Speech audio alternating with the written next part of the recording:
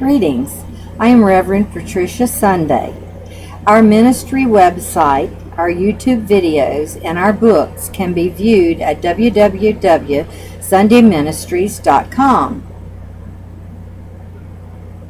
My topic today is the exploding interest in the 4 blood red moons coming up in 2014-2015. They have been popularized by 2 men. One, a Messianic Jewish believer, Rabbi Mark Biltz from Washington State. Mark Biltz was the first person led by God to discover them and their significance, since they will and have each fallen on a Jewish holy day.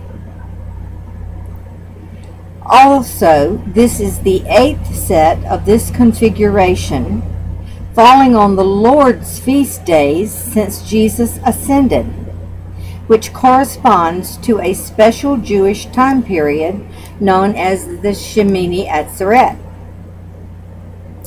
Secondly, a popular evangelical preacher, Pastor John Hagee from Texas, quickly picked up the opportunity to write a book on Rabbi Biltz's discovery. I too was a follower of the discovery of Rabbi Mark Biltz, as not only was I in the process of writing the Nostradamus books, and that information came at a time that God designed for that information to reach me. But I also am engaged in a Messianic Jewish ministry, although to my knowledge I am not of Hebrew ancestry. My forebear was the famous baseball-playing evangelist Billy Sunday, born in 1862 and died in 1935, before I was born. I was recently reading a Christian magazine that was disputing that these 4 blood red moons could be all that important, because Jesus said he was coming back after the tribulation. And according to him and most all preachers today, the tribulation has not happened yet. Well, I want to know if we have not been walking through a long and great tribulation over these last 2014 years, then what was the Christians being thrown to the lions in the Roman arenas, the Inquisitions, the Dark Ages, the Holocaust, our men maimed, killed, and destroyed by fighting all the wars, and the dropping of the first atomic bombs all about? These were all persecution and spiritual war on Christians and Jews, and also by those calling themselves Christians and Jews. The prophet William Branham cleared all this up when he was alive by placing the opening of the 7 seals in the proper timeline order and perspective. I have a chart of that timeline in my book entitled Nostradamus, Branham, and the Little Book. The prophet William Branham was the angel messenger to the Laodicean last day church, and the 7th seal opened at his death. 1/2 hour, according to God's timing, or 30 years according to man's timing, then occurred as the half hour of silence, the silence of the lambs of the Christian church,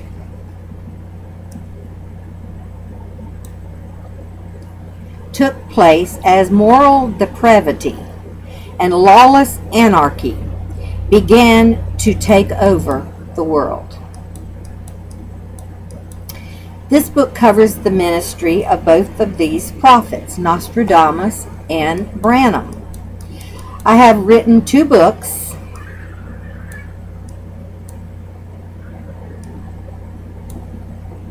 in which I believe the Holy Spirit has shown me some interesting revelation pertaining to the 4 blood red moons in 2014-2015. I believe I am the first person to ever write on Nostradamus from a Christian perspective and not from an occultic perspective. Between these two prophets, the Lord has given me hidden end-time information. It was there in the Bible all the time. It was just not yet time for it to be unveiled according to Daniel and Revelation. It was interesting to me that the Christian preacher whose magazine I was reading could see that there was a separate event which takes place after the tribulation. The prophet Nostradamus reports and reveals information on that separate event. So this preacher has gotten close, but does not see how all this fits, because he, like most preachers, are taught that the seals fit only during the last 7 years, and they do not. They span all of the history since Jesus ascended back to heaven. The prophet Branham showed where they fit, and I describe all of this in the book. And it makes the book of Revelation a whole lot easier to comprehend. This Christian preacher writer also sees a 1-year period where God pours out his vials of wrath on the earth. Wow, I was blown away. I have never seen anyone understand that part, except that it was delivered by the prophet Nostradamus in his 2 letters, which precede his work over 500 years ago. If you study all the scriptures concerning a year, a month, and a day, you will discover this also. No one, to my knowledge, before me, has ever attempted to interpret the letters as I have from a Christian spiritual point of view. So given that this is God's True Ministers magazine I was reading, it confirms even more to me that Nostradamus is correct. Many things that Christians have incorrect would be cleared up if they would just see that these 2 men were indeed Christian prophets with a last day message for the Christian church, and place events in their proper order as they have described them. The prophet Nostradamus was a born-again believer in Jesus the Christ, the Messiah, Yeshua HaMashiach. He was of Hebrew lineage, and his family was formerly of the Jewish religion. They had to convert to Catholicism during the Dark Ages or be beheaded. So they converted. So see, this join our religion or be beheaded business has already happened once and will probably happen again, and by the same Catholic Church. He found his Messiah through the church because he was one of the few at the time who actually had access to the scriptures, since he was the doctor and spiritual advisor to Queen de Medici. The Bible was chained to the altar, and the people had to believe what was taught by the priest, much like the church today, both Catholic and Protestant. So he read the Bible for himself, and the Lord used him to preserve the truth for our time in history. Now, if you will just think of the prophet Nostradamus as a true Christian, then you will begin to see what the Lord has done through his writings. The word serendipity describes it perfectly. The word serendipity means an unexpected discovery occurring by design. The Lord had a message concerning this delivered during a recent church service which I attended. and I have it on my website if you care to read it. So the Lord has used the writings of these two end-time prophets to deliver to this handmaiden new discoveries that were designed by the Lord to be delivered in the end time, which is now. In the two books I have written on Nostradamus, I give the timeline chart which occurs during the 4 blood red moons of 2014-2015. My two books on Nostradamus are titled Nostradamus, Branham, and the Little Book. The Little Book in the title implies the Little Book of Revelation 10. And the other book is titled Nostradamus, Lost Pictures Unveiled, the Last Antichrist, and that revelation is in another video. The revelation given to Nostradamus, Branham, and to me could not have come together by accident, but by divine design. Here is one major revelation concerning these blood red moons, which no one to my knowledge has spoken about until the Lord showed it to me. Now listen and put your spiritual ears on. A true blood moon is not called a blood moon because they are red. Because many full moons are described and viewed as being a blood red color. Hence the reason all full moons looking red are called blood red moons. But the definition of a true blood moon, according to Jewish theology, is the first full moon that occurs after the harvest moon. A harvest moon is so called because it occurs at the same time each year as the season changes, so that a harvest can be brought in while there is still enough light to see by. This description in itself is full of revelation, as this tells us that the Lord is about to gather in His harvest before darkness falls. In 2014, the harvest moon occurs on September 8th and 9th. Excuse me. It covers a 2-day time period because of time delay from one side of the earth to the other.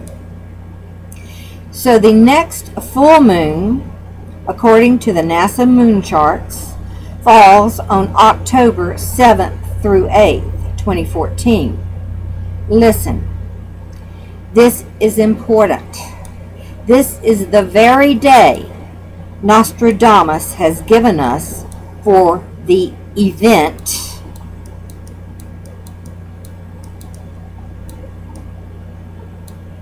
which Christians call the rapture, which is the same event as the second coming. And at this time He will be putting His people in a special ark for our protection. I believe we will be taken up into the planetary system that has now come into our solar system. And I describe all of this, Planet X, Chiron, and Nibiru, in these books. There is only one other possibility that this could be if we are not caught up at this time. And that He will send power down to His people, and we will walk like Elijah did, and no one can touch us or harm us as we will walk through that 1 year of wrath unscathed. God said His people are not appointed to wrath. This will be the punishment for a sinful world that will not pay attention or obey Him. Nostradamus says that on October 4th, 2014, that Satan will be cast to earth. I expect that this will be the invasion of Israel, according to the scripture in Revelation 11, 1 through 14. If that is true, and this takes place, within 3½ days there will be a catching up of God's people into an ark of safety, in which whatever form that takes. We will not be caught up into UFO spaceships, but it will certainly be a supernatural occurrence or event. This could take the form of an encasement around each believer as we walk out an Elijah power walk. But I truly believe we will be caught up, as Nostradamus' picture book describes. I believe when all of this happens that a false flag event of UFOs, which have been built to deceive the world into thinking there is an UFO invasion, could occur so that they can make the world unite under a one world government, the one they have been talking about for the last 10-20 years. Another point of interest is that yesterday's full moon occurred on Friday the 13th, and that is the last time a full moon will occur on a Friday the 13th until 2049. All of this prophecy is very involved and takes some time to read it, understand it, and assimilate it into your spirit. Many people have dismissed the prophet Nostradamus because of the occultism that the worldly prognosticators have written about him in, because that was the only vantage point they could understand. Many people looked at the date Nostradamus gave of 1999 as the end of the world or the rapture, and we have not understood why something like that did not happen at that time, because those of us who are watching for the Lord knew this was a close time frame. But what we did not see was that there are 14 years not accounted for, which were deferred on the calendar by rabbinical teaching and counting the time up to the Jubilee year. Nostradamus shows us that this counting picked back up at the beginning of the end time, 1999-2000 year, and adding these 14 years back into the calendar brings us to the years 2013-2014, and the 1 year of vials or plagues poured out on the earth brings us to 2015, which is the year of Jubilee, which the Jewish calendar also says is their Jubilee, a time when they reclaim all the homeland listed in the Bible that God gave them, which has been taken away from them. These 14 years, according to the prophet evangelist William Branham, was 7 years for the Leah bride, then 7 years for the Rachel bride to get ready. Now the bride is ready to meet her bridegroom. And if you will view my second coming rapture video, I explain more on the timeline of when.